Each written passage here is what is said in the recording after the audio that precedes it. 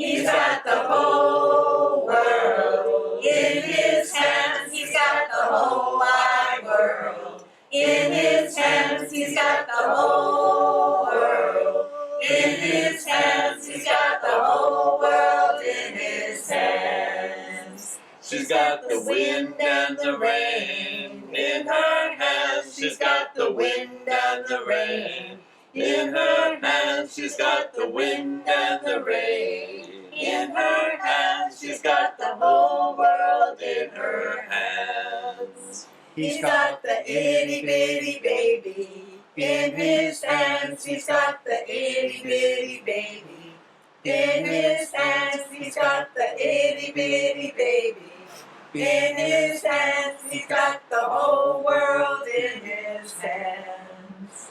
They've got you and me, brother, in their hands. They got you and me, sister, in their hands. They got all of us together in their hands. They got the whole world in their hands.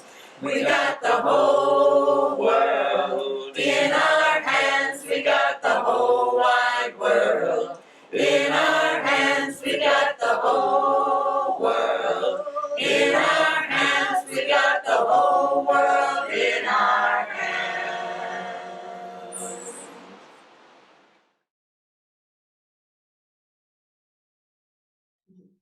Well, welcome and good morning to South Church, a Unitarian Universalist congregation in Portsmouth, New Hampshire. We are so delighted that you could be here with us this morning. My name is the Reverend Susan Suchocki Brown, and I am happy to have you join us, whether it's your first time, your 100th time, or more. We have a worship service for you this morning. And I am always delighted to work with the worship associates who help to make the many pieces of the worship come together, hopefully in a way that fills your spiritual needs. This morning, I'm joined by Laurie Bilby. Laurie, would you share with us the rest of the elements? I'd be happy to. Good morning, Reverend Susan. Good morning, everyone. It's good to be with you this morning. I am happily vacationing outside of Booth Bay Harbor in one of my favorite places on earth, next to being in the sanctuary with you all at South Church. We are joined in worship this morning by some very fine, talented musicians. Our South Church folk group is here for us, as well as Susan Adams on the piano and Cathy Okhuysen giving us our invocation. So sit back, relax, and enjoy our time together. Thank you, Laurie, and welcome to the service. And don't forget, annual meeting following this worship service, 11:15. We need you. We want you to join us. So Zoom on in for the, well, special congregational meeting, really not annual, right? Thank you. Let worship begin.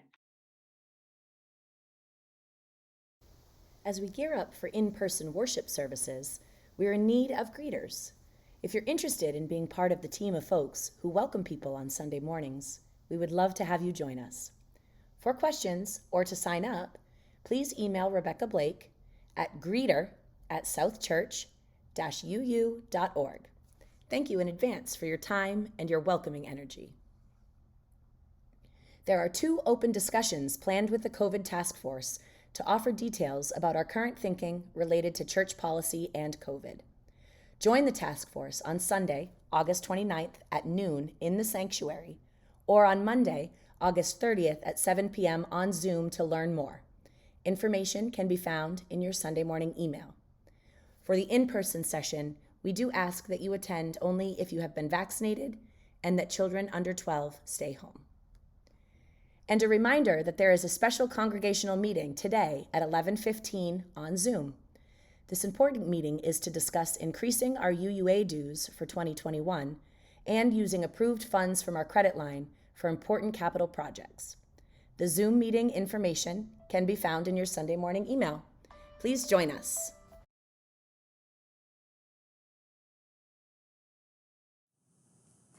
I brought my spirit to the sea. I stood upon the shore. I gazed upon infinity, I heard the waters roar, and then there came a sense of peace. Some whisper called my soul, some ancient ministry of stars had made my spirit whole. I brought my spirit to the trees that loomed against the sky. I touched each wandering careless breeze to know if God was nigh. And then I felt an inner flame that fiercely burned my tears. Upright I rose from bended knee to meet the asking years.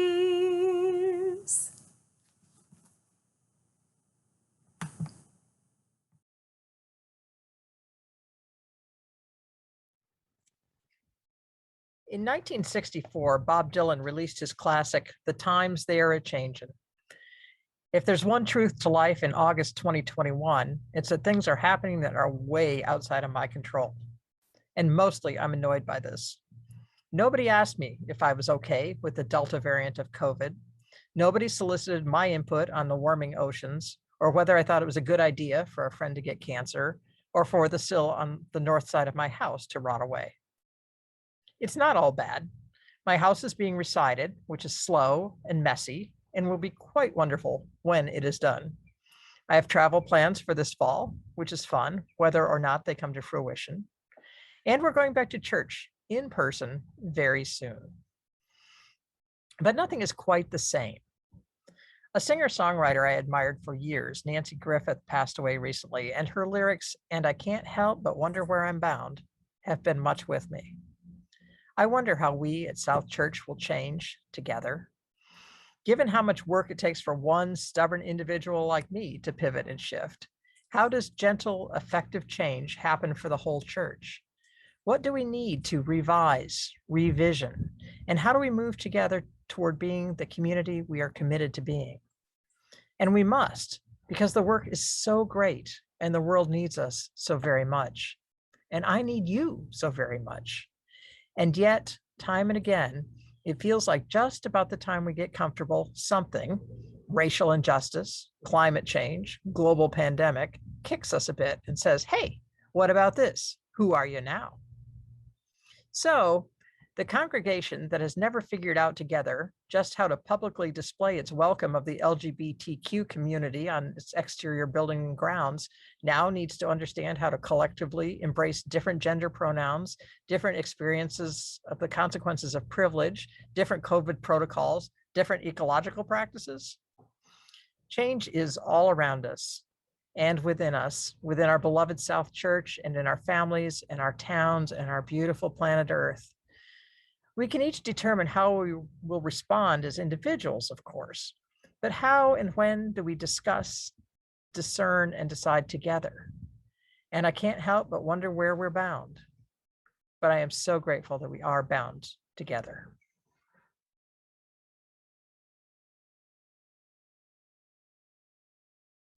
We light our chalice this morning with these words by Kelly Wiseman Asbruth Jackson. Does the match love the wick? Does the wick love the wax or the air it consumes? Yes, without question. To melt together, to burn together, to change together, the pieces of the candle must love each other, though not necessarily wisely and not necessarily well.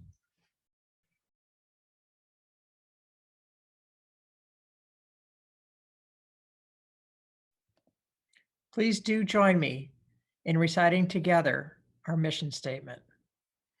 At South Church, we nurture spiritual growth through worship, learning, and community. We celebrate the worth and dignity of all people, and we inspire one another to act on our faith in the larger community.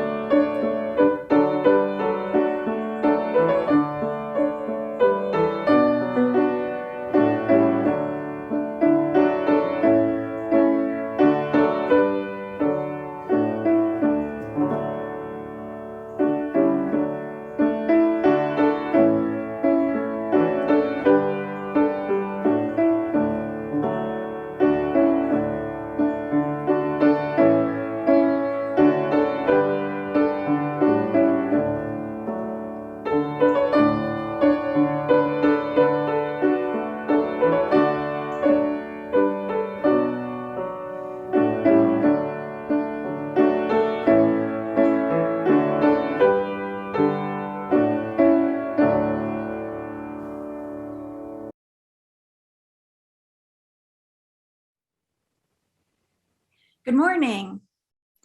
Lance and I worked on a story together this week. I have the words for you, and Lance created some amazing illustrations that I'm really excited to share. In creating these illustrations, no chameleons were harmed, and my apologies to Vincent van Gogh. Thank you, Lance. Hope you all enjoy our story.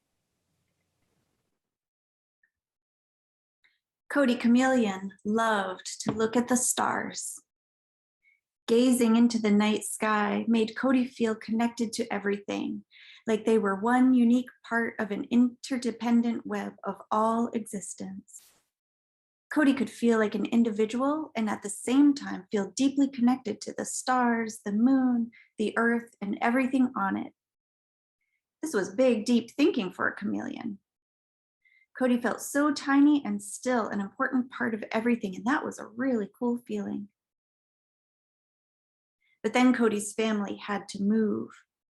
They moved to a city where there were so many lights you couldn't see the stars in the night sky.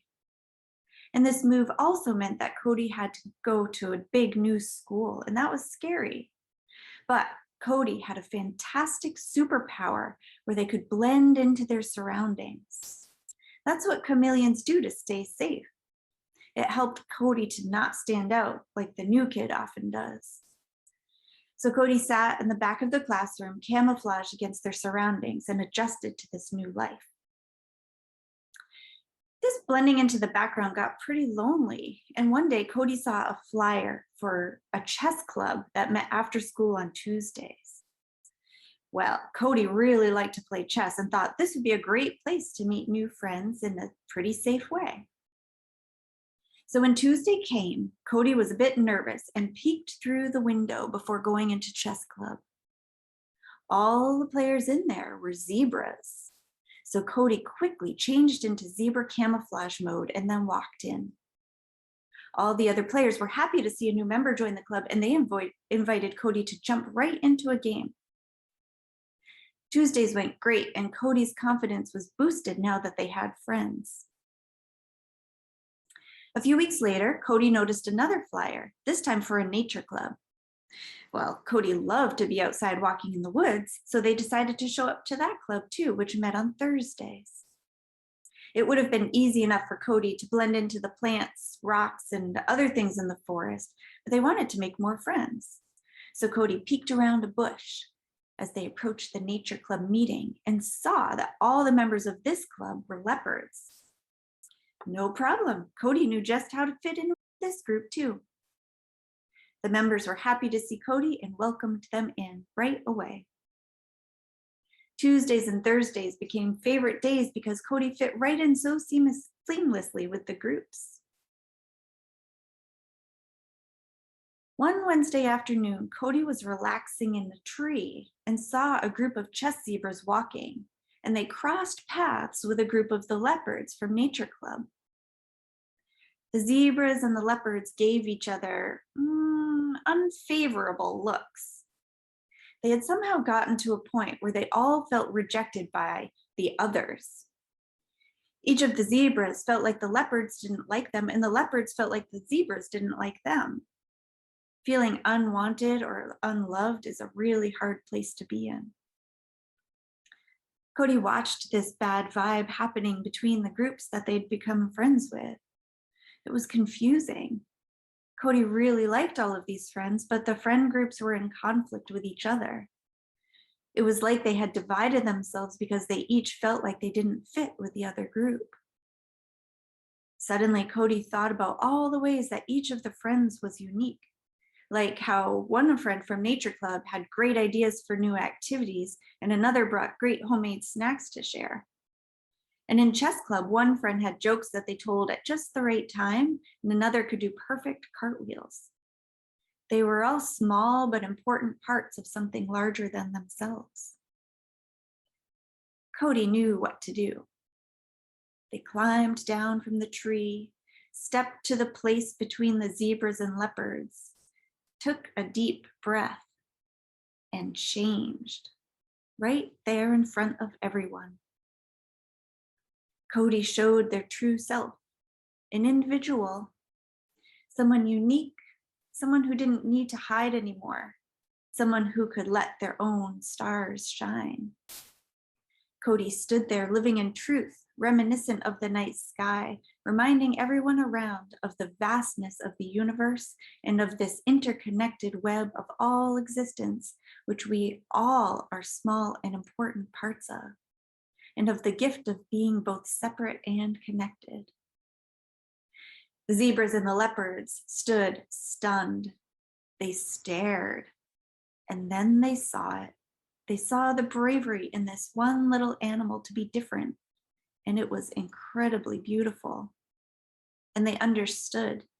They didn't need to feel unwanted anymore. They reached out. They got to know each other. They invited and included, and they shared themselves. They appreciated each other in new ways as they got to witness each other's uniqueness begin to shine. And Codi learned in that moment that while changing to blend in was very cool, changing to be one's true self was the coolest.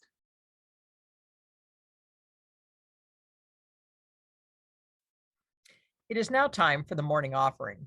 Your support for the good work and good people of South Church is both vital and deeply appreciated. Additionally, this month we share our Sunday offerings with Black Lives Matter Seacoast, a fairly new local organization whose purpose is to dismantle anti-Blackness, fight against racial injustices, and end police brutality, including in Strafford and Rockingham counties of New Hampshire, Essex County of Massachusetts, and York County in Maine. Please give as you are able, and thank you. Come and go with me to that land. Come and go with me to that land. Come and go with me to that land where I'm bound. Come and go with me to that land. Come and go with me to that land. Come and go with me to that land where I'm bound.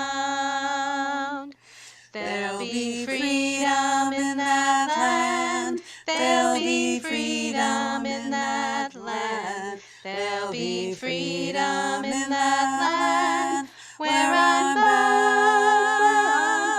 bound. There'll be freedom in that land.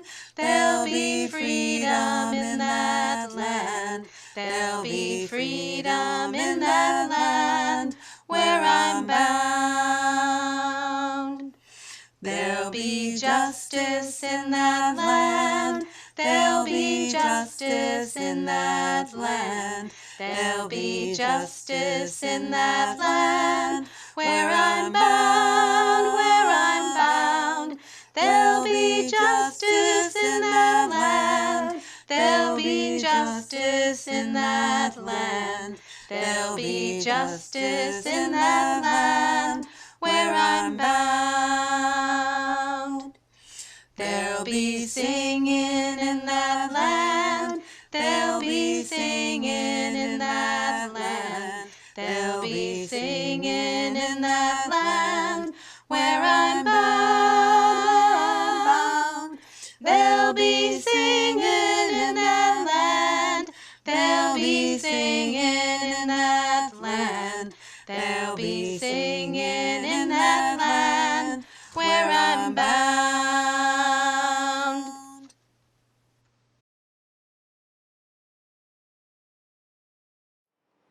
Oh, we give thanks, oh, we give thanks for this precious day, for this precious day. We're all gathered here, we're all gathered here, and those far away, and those far away. For this time we share, for this time we share, with love and care, with love and care. Oh, we give thanks, oh, we give thanks for this precious day, for this precious day.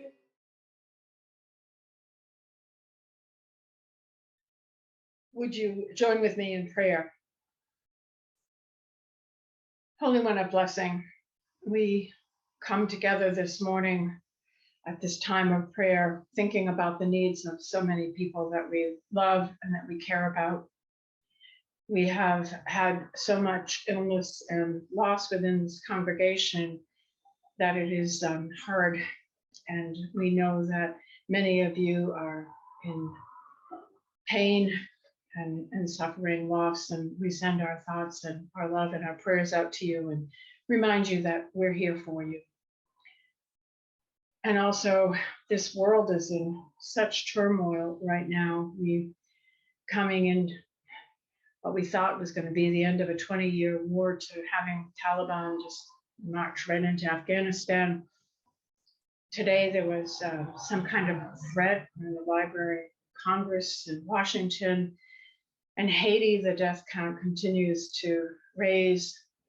Climate change with tropical storm after tropical storm impacting not only us today, but the whole coast. The heat waves that are so unusual for this time to be hit time after time with them. So much is going on in our world. And sometimes the only thing we can do is just gather together, breathe in and breathe out. Breathe in and breathe out, and know that we have very little control over much, but some things we do have control over, particularly the health and safety of you and of your spiritual well-being. COVID is rearing its ugly little head in ways that have got us kind of spinning and wondering. And all we can do is breathe in and breathe out. We know that our children and our families are at risk and concerned about the future. We know our church community so desperately wants to gather together, and that's our plan. That's our plan. And yet some days it feels overwhelming. And so we breathe in and we breathe out. And we trust in one another, because we don't have the answers and we don't have solutions, but we do have is one another. And I'm going to invite you to take a few moments and write any prayer needs and concerns that you might have in the chat. For those of you who are suffering, those of you who have had loss, those who have illnesses, please know we pray for you. We send you our love, energy, support. May you always be held in loving hands and surrounded by our love. Amen. Amen.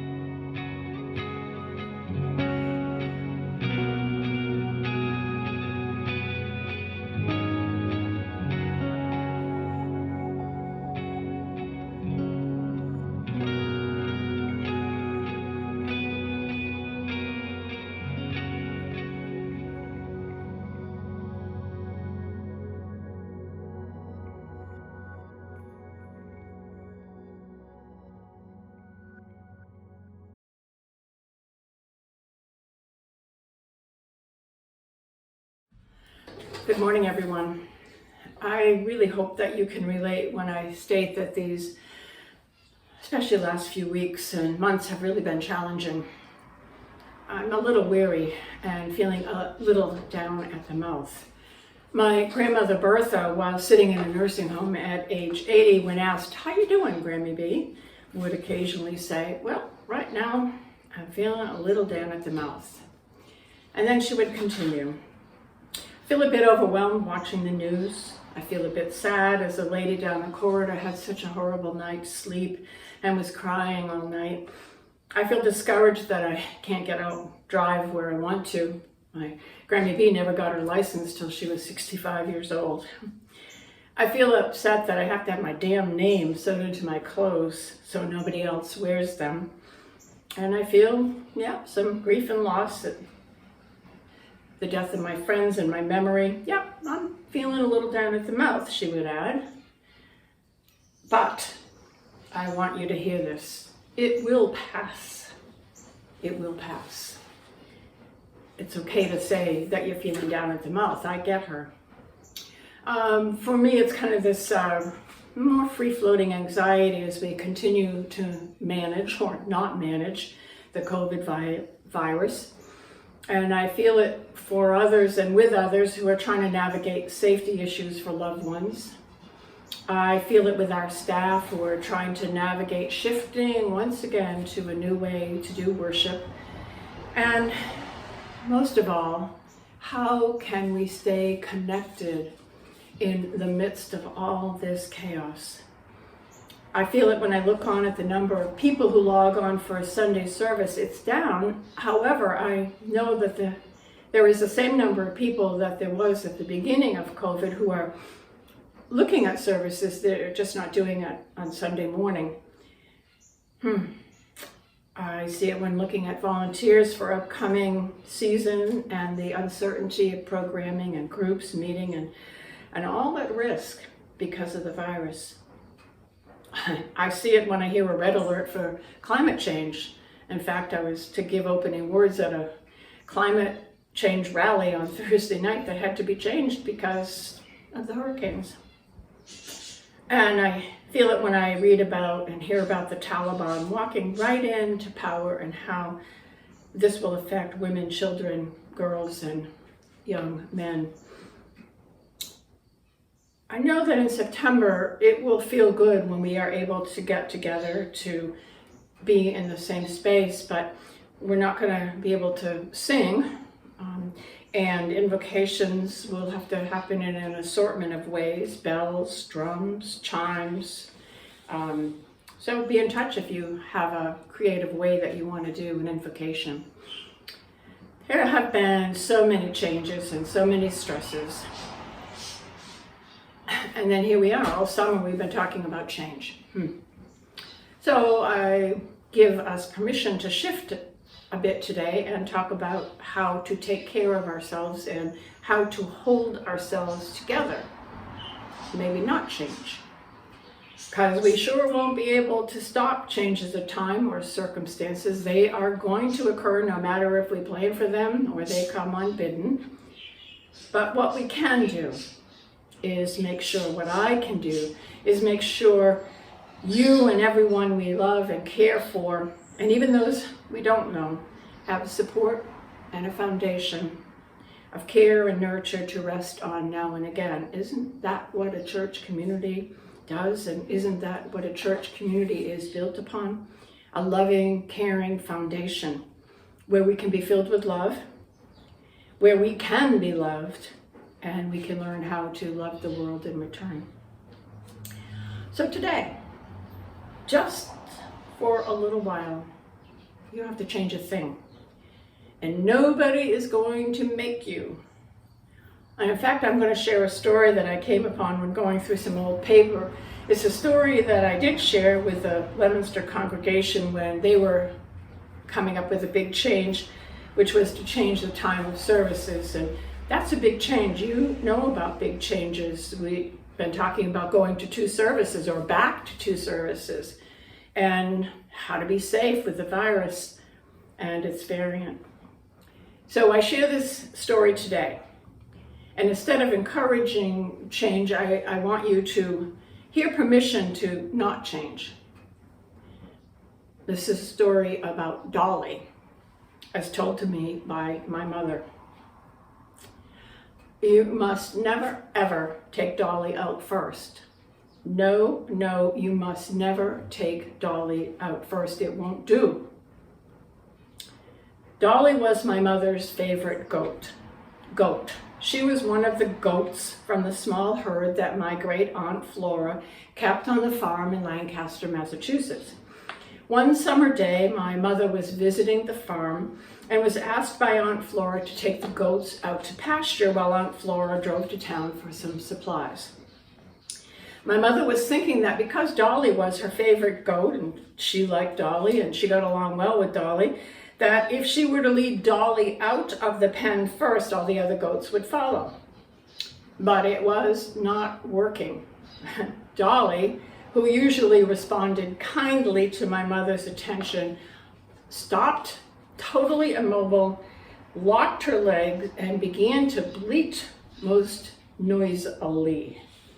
Now, Dolly absolutely refused to move, and she began to buck Mother with her horns. And my mother was quite shook up and could not believe she could accomplish this simple task. Pick up Dolly, everybody else is going to follow. And my mother pushed and she pulled and she pushed and she pulled, and nothing was happening. Aunt Flora was not home yet, so my mother began to yell to Mrs. Crowley, the neighbor, for help and assistance. And Mrs. Crowley, hearing the bleating noise of the goats and my mother's plaintive cries, came to the rescue. And together they picked up Dolly and they set her in the pasture. And then they returned to the pen. None of the other goats would follow out of the gate. So Mrs. Crowley and my mother, one by one, had to pick up all the other goats and set them out in the pasture. And when Aunt Flora returned and heard of the adventure, she announced to my mother, "You never take Dolly out first. It never will work to take her out first, and it just won't do to try to change her either." Well, few of us have the luxury of being like Dolly and never changing, and even fewer of us have a person around to tell the rest of the world that it just won't work to try to change us. Instead, most of us have to accept that pain-filled reality that change is inevitable and that people are going to be suggesting the changes we should make. But it's necessary, I think, sometimes to have someone like Aunt Flora say, "Okay, we're not going to make that major change today. We are going to work with what we have. We're going to give some breathing room. We're going to give some support and some attention to the emotional, spiritual, even physical pain. And we're going to hold together in quiet, in love. We're going to be strong. We're going to feel supported and not need to be pushed or changed, at least for today." Aunt Flora's herd of goats had a system in place, and they had a process for getting things done and for being together. And there wasn't a need to upset it, at least for that day. And that kind of brings me back to the wisdom of Reinhold Niebuhr's prayer that Kirsten brought up in one of her first sermons about change. I'm sure you remember it.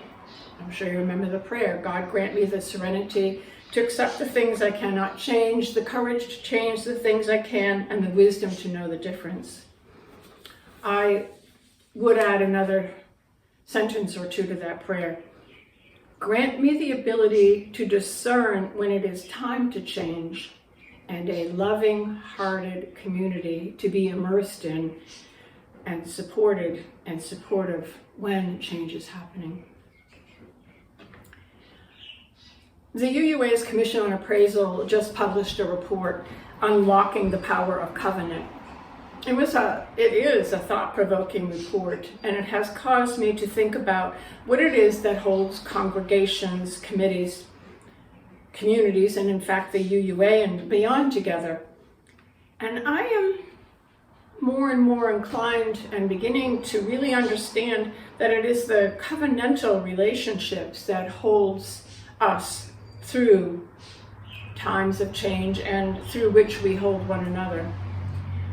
Being a member of any congregation, in fact, any group, is an intentional and deeply personal decision. However, once we make the decision to become part of a group, I believe we are then bound by more than personal individual desires and needs. We are in a relationship of interdependency. I want to share a quote from page 46 of the report.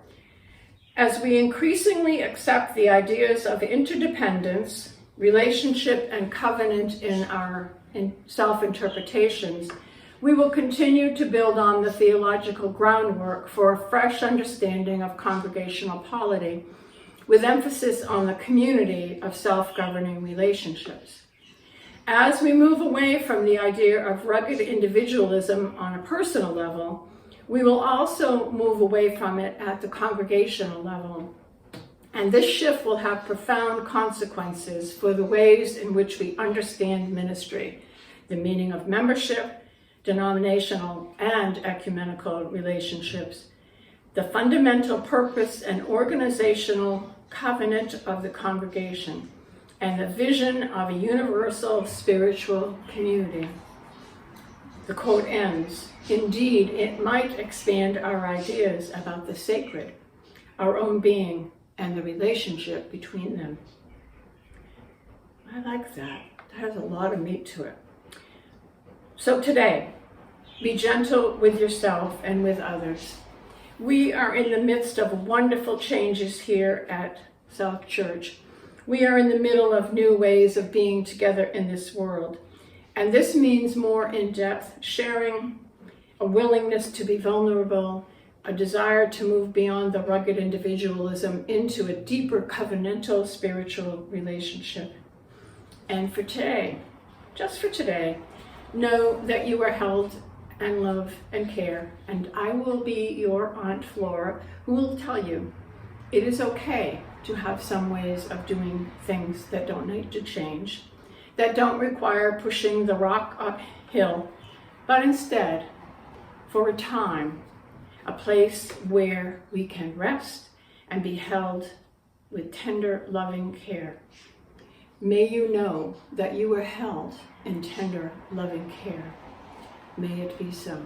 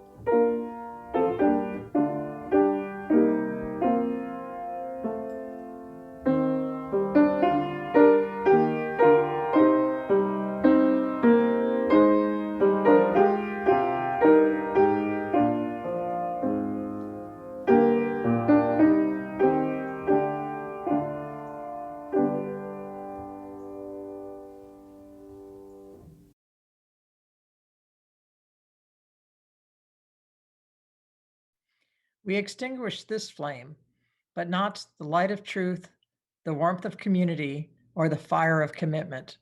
These we carry in our hearts until we are together again.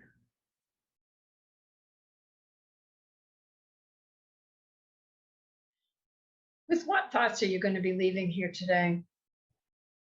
I hope that you're going to be leaving energized, and I hope that you're going to be leaving able to face the world I hope that you are going to go forward with the idea that you matter and that you're important, that you're beloved, that this congregation, the minister, myself, the staff, all of us, we love and care for you deeply.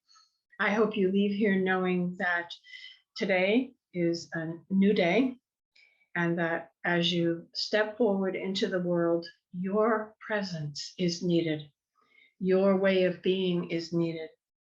Sometimes all we can do is just be present for one another. And sometimes that is the biggest gift of all.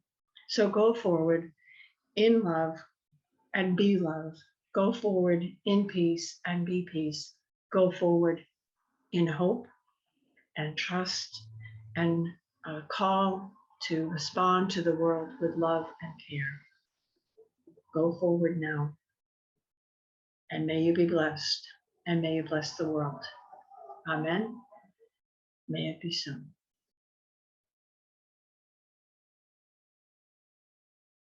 I've got peace like a river. I've got peace like a river. I've got peace like a river in my soul.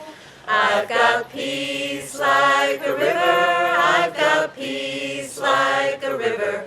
I've got peace like a river in my soul. I've got joy like a fountain. I've got joy like a fountain. I've got joy like a fountain in my soul. I've got joy like a fountain. I've got joy like a fountain. I've got joy like a fountain in my soul. I've got love like an ocean. I've got love like an ocean. I've got love like an ocean in my soul. I've got love like an ocean. I've got love like an ocean. I've got love like an ocean in my soul. I've got pain like an arrow. I've got pain like an arrow. I've got pain like an arrow in my soul. I've got pain like an arrow. I've got pain like an arrow. I've got pain like an arrow in my soul. I've got tears like the raindrops. I've got tears like the raindrops. I've got tears like the raindrops in my soul. I've got tears like the raindrops. I've got tears like the raindrops. I've got tears like the raindrops in my soul. I've got strength like a mountain. I've got strength like a mountain. I've got strength like a mountain in my